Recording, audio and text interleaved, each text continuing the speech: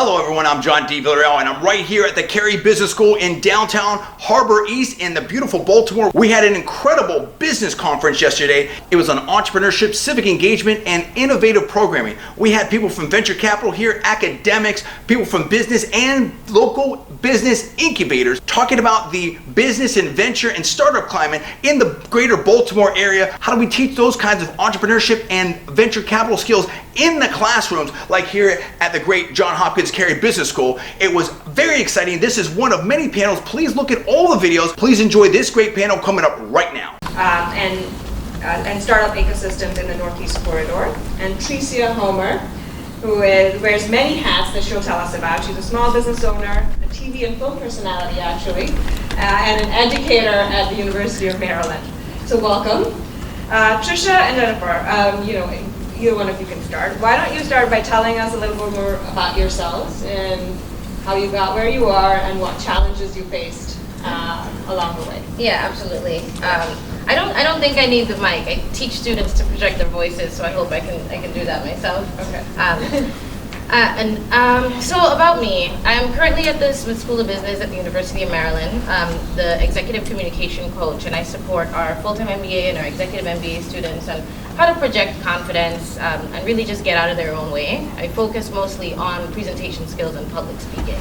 I also have a small venture that I launched about 4 years ago with a colleague and good friend called HG Venture. And we do diversity training, we do strategic planning, and that sort of work here in the DC area with nonprofits. Primarily nonprofits are our audience. The film and TV personality thing is years old. But I was a former Miss US Virgin Islands. I'm originally from the Virgin Islands, where I used to host a TV show. So a lot of what I do with my executives is kind of from that industry work that I did, and also combining some theater work that I did as well. So we do a lot of fun kind of theater games in the classes that I teach at Smith. Jennifer Mayer, 1776. We were saying, have a network of incubators. We have 10 campuses ranging from Virginia all the way up to North Jersey. We've been in business for 6 years and have grown pretty organically. Didn't take on our first outside funding until our 5th year, so really learned how to bootstrap our own company so we can help the entrepreneurs. We are exclusively application-based, so you have to apply to get into any of our spaces, and then inside that we'll run 12-week accelerators as well that are even more focused. We partner with asset owners and then curate the membership around what that asset can serve. So 2 examples of that, we have a partnership with the University of Pennsylvania. We run their innovation center. That's our only location that has wet and dry lab space. We also have an FAA certified drone site. The engineering department is on site there as well. And we have a lot of corporations that take space there, DJI, Qualcomm, Hershey's Innovation Center. That's always everybody's favorite part of the tour because they sample chocolates that they're testing in the market. And then one of our newest campuses that we just opened in January is actually inside of a mall. So not only does it have the normal workspace, conference room space that we have, but we actually have what we call a founders market. So all of our consumer product facing companies, we actually give them a brick and mortar space where we staff it. We have a centralized POS system, so it's a really low barrier of entry for them to be able to sell their products. So we have a lot of different verticals that we focus on, and some of our spaces are in commercial office buildings just like this, where it's generalized just kind of tech all across the board. So I want to dovetail off what this gentleman said.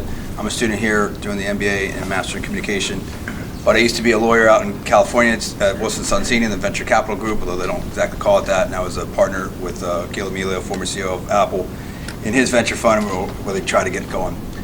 But I think that diversity of deal flow is also a huge deal, right?